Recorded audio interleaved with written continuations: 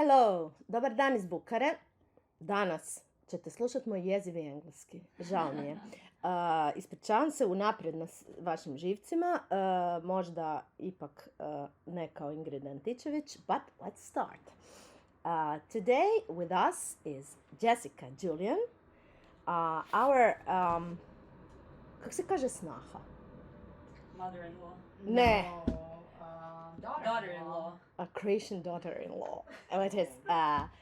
Fact is that she married a Croatian man. Yes. So what would you say Croatian men are like? Well, I can't tell you what all Croatian men are like. Cremation. Cremation. Yes. But I can tell you mine is the best in the world. Oh. And the ones that I've met have been fantastic. So I can only tell you what I know, and I've never met one I didn't like. Wow. Thank you very much in the name of Croatian man. So, you recently wrote your first book. Yes. And the protagonist of your first book is someone you really met in real life. Yes. How did it happen? Well, okay, so my book is about a baby bunny, a rabbit, and during the pandemic, when everything was shut down and we were no longer able to go to our gym and work out, we started walking in America. In America, we were supposed to be here, and 3 days before our flight, it was canceled because of the pandemic. And so we started walking around our neighborhood, and in our neighborhood, it was near a golf course, and there were a lot of rabbits. And so that was in March. And March, April is when the bunnies have baby bunnies, although they have them like 8 times a year.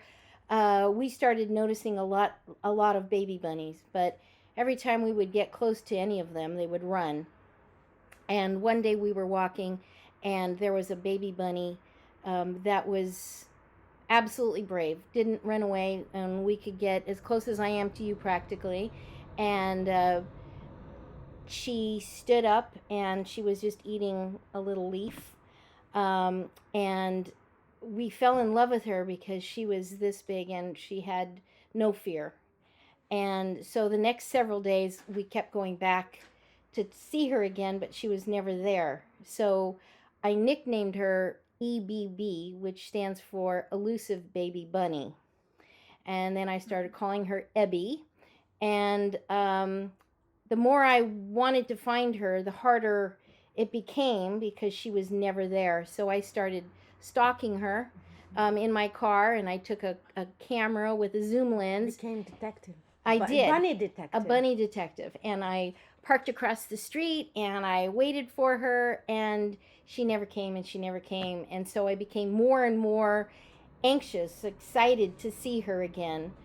And one day she was there, and I had my camera, and she let me take pictures of her for about 20 minutes, and she never ran away. She's also a photo model. Yes, Bunny. she was. And so I took pictures of her, and then I'm also a painter, so I've also illustrated all of this book. And so the first thing I did was I painted Ebby, and so this is photo. the First photo. This is the first painting that I did of her. And so that's kind of how I met Ebby. So then you started to develop a storyline. Not right away, to be honest. So at the same time, I was I used to be, I was an attorney, and then I retired. And when I retired, my husband, a very good Croatian man, told me that I should take up a hobby so that we didn't drive each other crazy. So I started painting. And during the pandemic, when we couldn't go anywhere, I started developing my craft quite a bit. And so I started painting scenes that had elements of Croatia and elements of the Pacific Northwest in America where we live, and combining them so that they would flow in kind of a story line.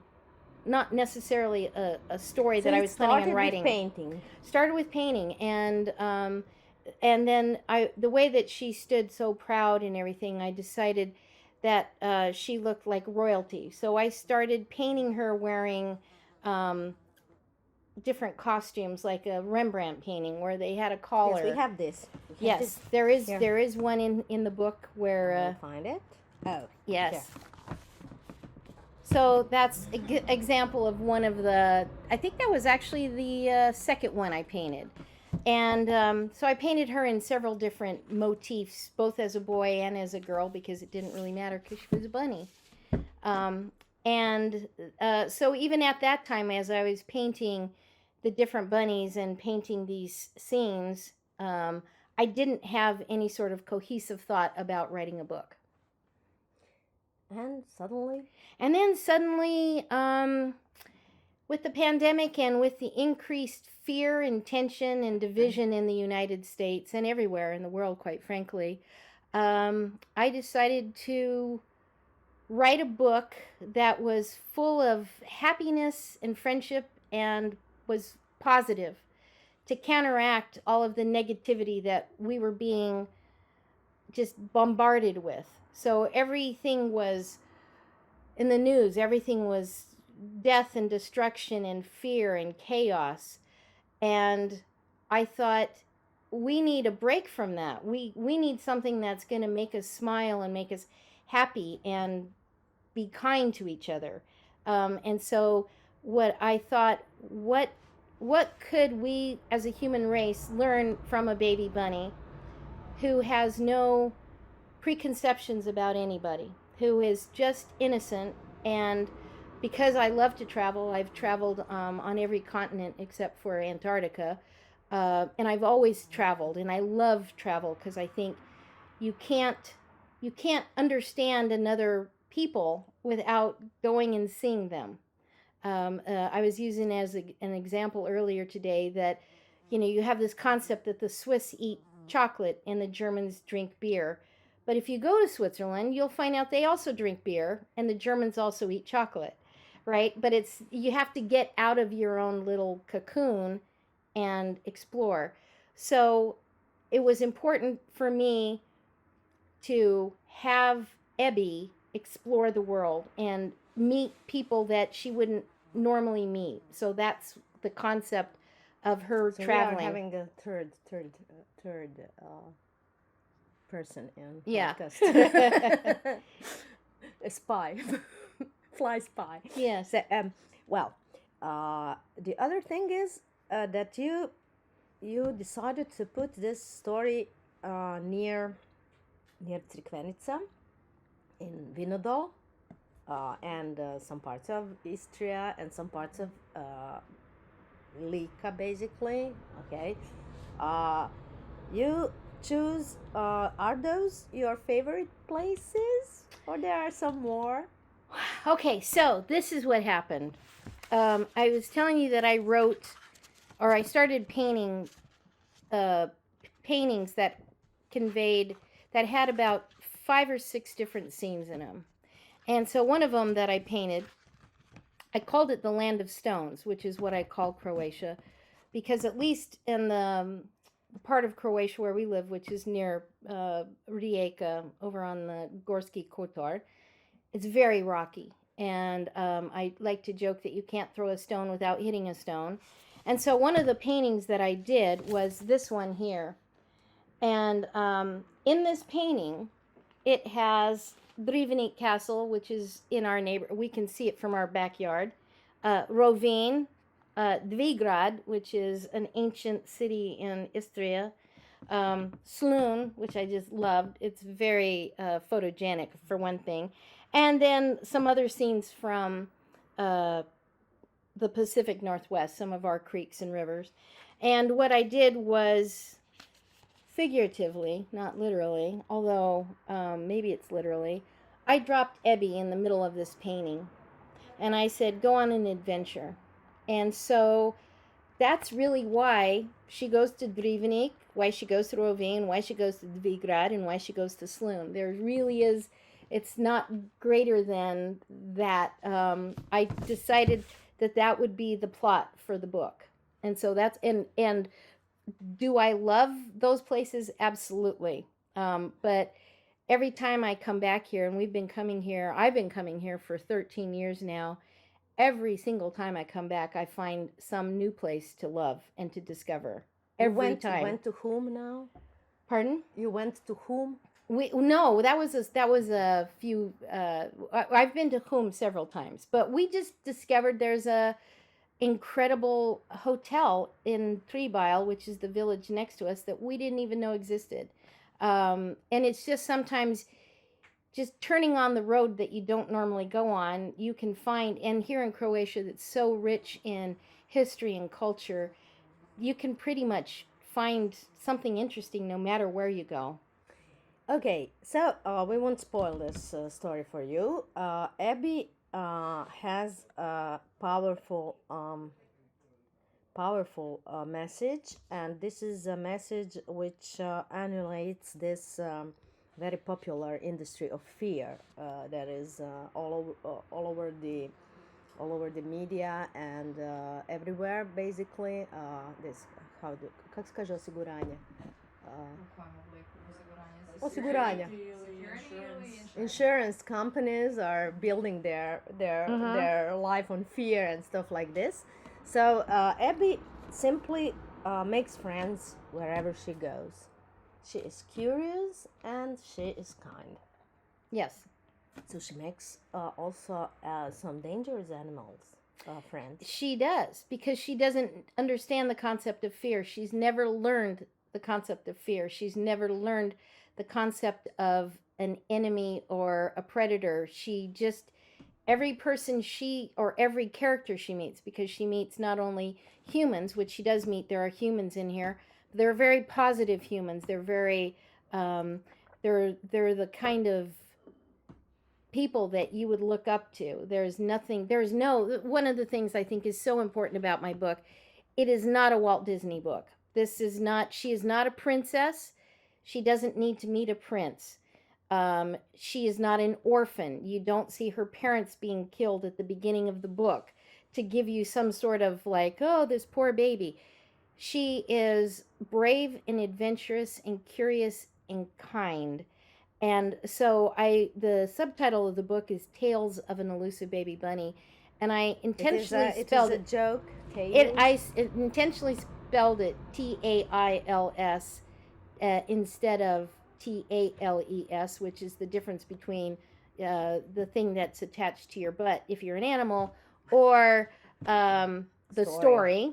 And the reason I called it Tales was because every creature that Ebby meets has a different tail, and it doesn't matter to her. So maybe in the animal world you would say, well, this tail is, the squirrel has this kind of a tail, and the chipmunk has this kind of a tail, but she doesn't care. She just sees them all as interesting friends, as people that are, or characters that are different than her, which make them more interesting rather than less interesting. And they open new viewpoints for her. Yes.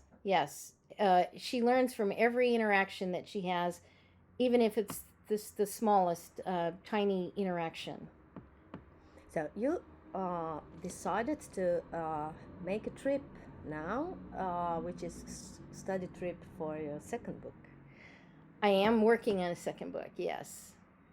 Still Ebby or some other bunny? It's going to be a different bunny. It's also, so the concept that I did, so that what I'm hoping to do, if this book is successful, which I hope it is, this one, the reason I set it in Croatia, first of all, is because I wanted the children of Croatia to have a book that is a substantial book, that is about Croatia and written in a very positive light, with positive characters, with a love of Croatia, and with Croatian names in it. So they can see something of themselves in this book. So I have a Darko and a Manuela and a Nicola, and the whole reason for that was so that when a Croatian child reads this book, they can see themselves in it.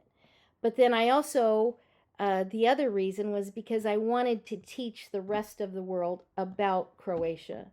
I wanted to teach. Yes, I wanted to teach the people in the United States that Croatia is this wonderful place full of history, and it's not next to Russia, and it's not in South America, and it's not all of those things that when you say Croatia to many Americans, they have no idea where it is.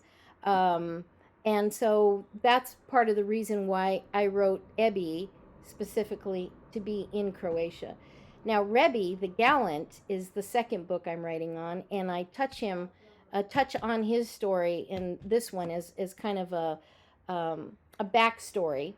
Prequel. A prequel, as it were, yes. So, Rebbe is from the land of dragons, which is north of the land of stones, and that is kind of what I consider to be northern Italy in the Tyrolean Alp region, and Slovenia, and then we're also going to go to the land of roses, which is Bulgaria, where I also have a lot of significant friends, and I have incredible warm feelings about Bulgaria.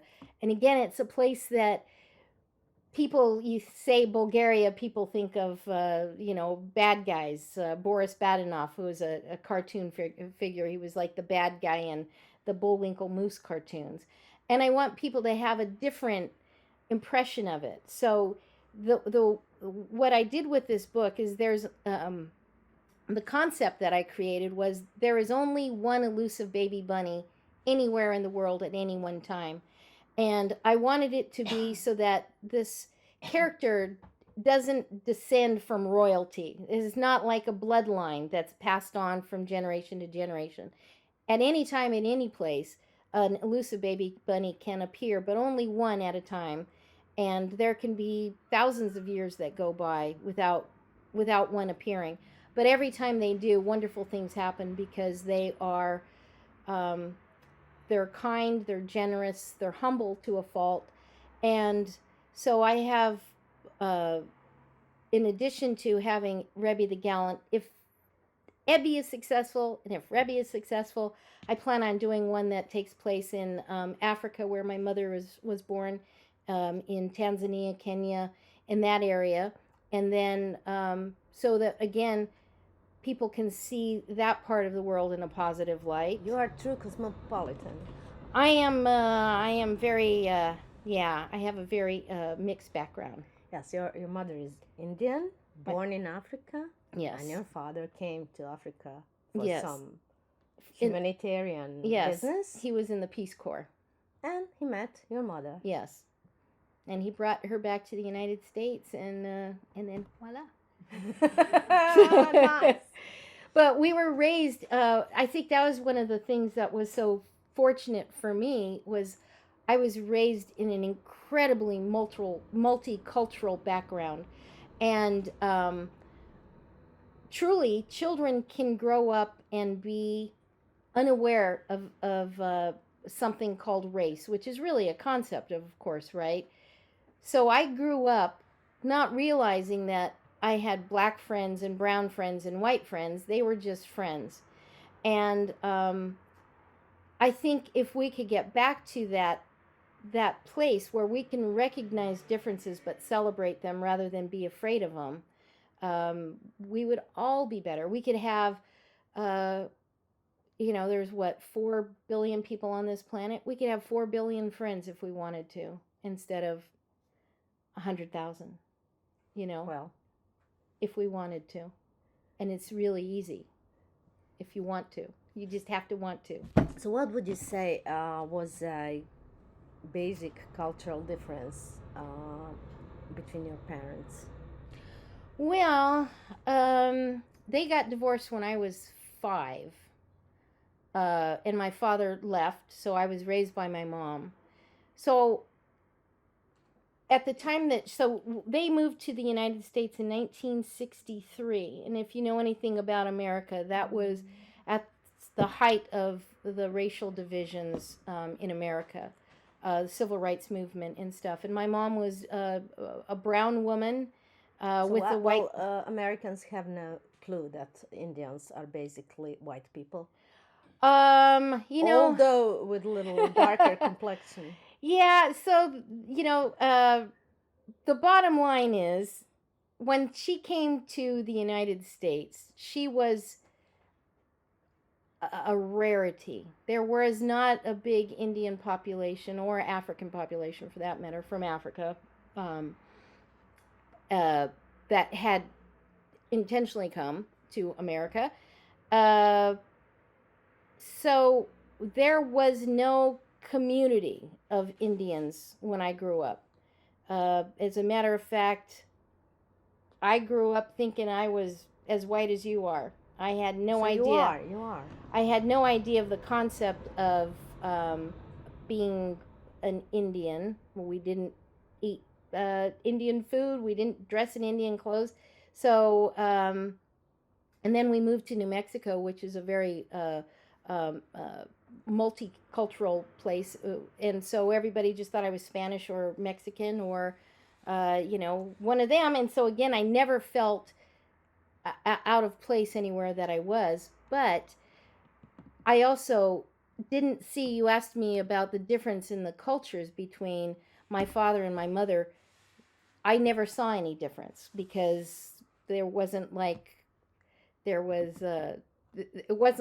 and day. It was just how we lived. And then when he left when I was pretty young, so I was never raised around him, but I was raised around his family, and always felt that I belonged and that I was part of that. So, and the differences between Croatia and America? In terms of anything. Oh my God. So we divide our time between Croatia and America, and there are things about America that I love. I have a very diverse group of friends there that go back my whole life. And then here in Croatia, it's a new place, and it's exciting and unique. So I can tell you some of the things I love the most about Croatia are not complex. They're simple things, like I love the prosciutto here. The prosciutto. I love the food here. I love the history. I love the fact that you can be driving down the road and there is a ancient Roman Colosseum in front of you, or in Driveniku, where we live, up on the top of the hill, on a path that nobody ever goes, there's an old Roman bridge there that was built, a couple thousand years ago. We in America, our history is different. We have a rich history, but it is not. There aren't a lot of tangible ruins. I mean, there are the Native Americans who lived there first. Those places that we go and visit, they're extraordinary. Our nature is amazing. America has 360 million people. Croatia has 4 million people. Our country spans, I think, 6 or 7 time zones. Croatia, you can drive across it in a day. I mean, we can drive across our state in a day, but then you still have, it is a 6-hour plane ride from Portland, Oregon, where we live, and New York City. A plane ride is 6 hours, let alone a drive. So I feel when I'm in America, I just feel like I belong there, and when I'm here, I feel like I belong here. I don't know if that makes sense, but this home that we live in my husband's mother's home, that she was born in, and her father was born in, and it's this magical place where when you walk in, it's an old stone house, and when you walk in, you smell the mortar, and you see the rocks that his family placed there, and there's we have nothing like that in the States. Ours is new and brand new, and it's put together in a couple of months with wood or whatever. So it's just a totally different, it's a different place. They both have their pros, they both have their cons, and I am at a point in my life where I choose just to see as many of the pros as many of the positives as I can, and not spend time or energy on the negative things. That's right. That's the good approach. Yeah. So, you went to Bulgaria to check a little land of roses. Yes. And Yes. Oh, so Bulgaria, if you've never been there, is an amazing place, and it's also been, it's had a rough history. They have been, they have had their fair share of overlords over them, and yet it is still a very vibrant history. They have a very beautiful, vibrant history, and it is so lush and gorgeous. I don't know if you are ever going to go to Bulgaria or Croatia for that matter, you can't beat a better time than May, April and May, when everything is green and lush. And so Bulgaria has, it's I think there's about 8 or 9 million people in Bulgaria, and they have every possible kind of geography you can imagine. They have mountains and valleys and lakes and rivers, and they're on the ocean, and they have ancient Thracian villages, old stone homes that are still standing. They have an amazing kitchen. Their fruits and vegetables, they have a very large, very productive region where they grow the best. I'm sorry, Croatia, but they grow no, they were having gardens in Croatia also. They were feeding Croatia also. Oh, were they? Bulgarians, yes. So they have the best tomatoes in the world. I'm sorry, they're better than anywhere else. And I love a good tomato, and the peppers and their meats. I mean, and they've had a lot of influences from other countries as well. The Turkish influence and all sorts of influences, and they just seem to know how to take the best of it and make it even better. So, you know what happened to me while I was reading this book? Well, I remembered that I used to eat flowers as a kid, and people don't eat flowers in Croatia. Basically, they don't make dandelion wine, they don't make lilac wine, and which is and so I was reading, and I started to eat jasmine flowers. I was becoming bunny. So that you should warn kids while reading this book. They might start eating flowers. So just put a little flyer with edible flowers near the book. Had it. Like, I ate flowers as well when I was a kid. I thought it was because I saw some roses being used somewhere. I thought all roses are edible, so like let's grab some. And Let's snap jasmine on them. is really, really, really nice to It's eat. sweet, huh? Yes. Oh, no. It's just like mine. What's going on? Mm-hmm. It's kind of magic, isn't it? So with the eating of the flowers, that's also, so the book is about perspective, and it's both about the emotional perspective and figurative and literal perspective. So this baby bunny changes her perspective both physically in terms of her experiences where she goes different places, but also every time she's offered something new, she tries it.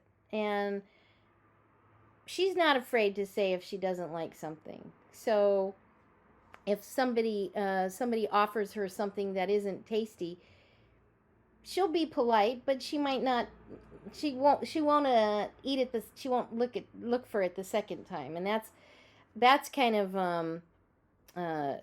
that's part of what I was hoping to show, not only children, because this isn't just a children's book. This is also a book for adults, and actually some of my my biggest fans are adults, from 25 years old to 86, which would be my mom. But I think that kind of cheats a little. But the whole concept of this book is to show how the perspectives of different animals at different places and different people And different heights. they can all impact how you think. If you're super small like this little bunny here and you can't see above the grass, and then all of a sudden you're raised up and you can see above the grass, it changes your view, both, I mean, literally and figuratively. You can actually have a different experience based on what your view is. And so this book was, when I wrote it, I imagined it. So first, when I wrote it and illustrated it, I saw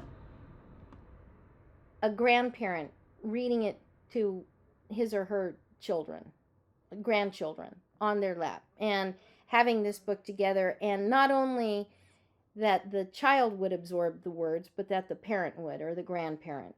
And so this book is, it's hard to categorize because it's not just purely a book for children.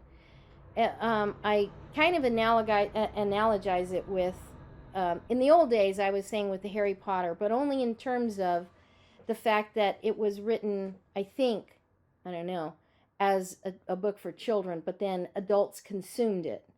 And so that's all I mean. There are no witches. Well, or most big and important children books are basically, you would be maybe surprised, some great philosophers wrote children books, and some, for instance, Erich Kästner was a philosopher, and many others.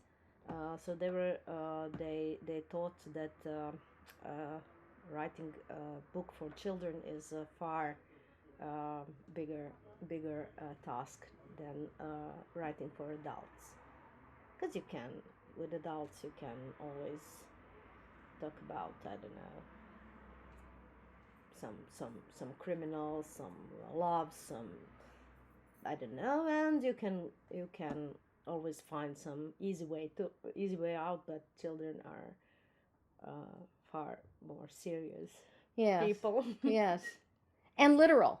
So I had a conversation with one kid who asked me very specific literal questions that were like, from a perspective that I didn't see myself. So it's really interesting. I think if you read this book, I was talking with a friend of mine a little earlier today, and that you could read this book at different times in your life and it could mean totally different things to you. And I think that's a great thing, that you could, hopefully it'll age well. I attempted to write a book that was not, it's a fun, adventurous book, but it has a lot of serious meaning, because I wanted it to be both. I wanted it to be funny.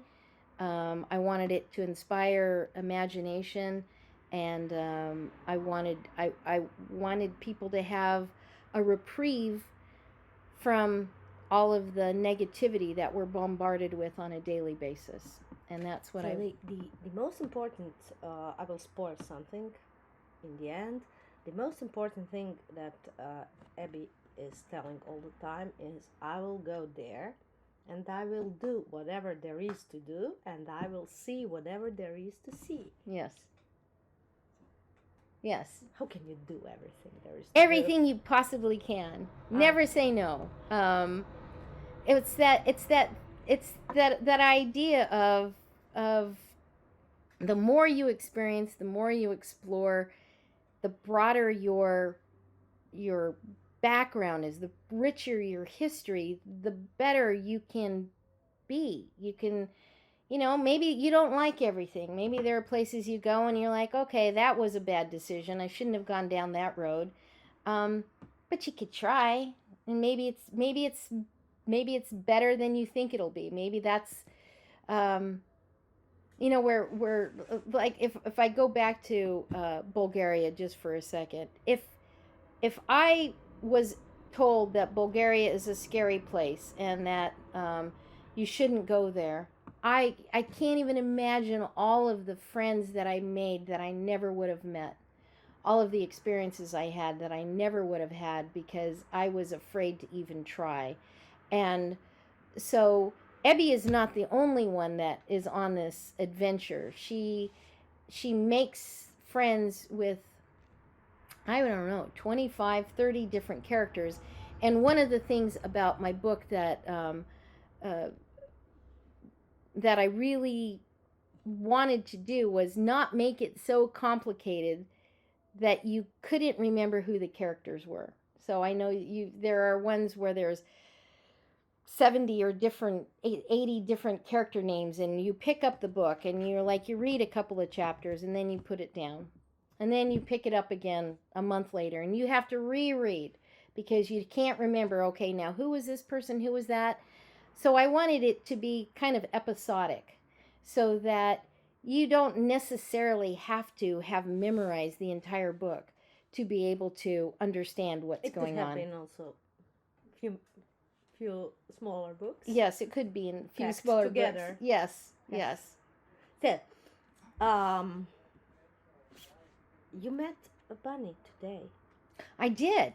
Oh, I didn't meet one, but I saw one. What happened? So we live in a small little village in the middle of nowhere, and we stay there about 3 months at a time, and we were leaving today to come here, and a rabbit ran across the road, and this is our small little private road. It's not a big road, and that was the first bunny that I have seen since we've been there, and I just saw it as a really good sign. So it was the message from the bunny world. I think it was from the message from the bunny world saying, go out there and rock hard. Yeah. And you did. So thank you. Oh, thank you. Thank you. Thank you, Jessica. And come to Bukhara because we are the only ones who have this book in Croatia now. Yes. Are we? You are the only one in the world right now that has the book. Yes. The book is not... World exclusive. It is. It's a world exclusive. There is... Yeah, the book is actually not going to be released worldwide until July 1st. So this truly is... and there are no other bookstores that have it anywhere. Feeling special. Bukhara rock. Yes. Yes. And rocks hot. Yes. Thank you. Thank you. For the opportunity. Thank you.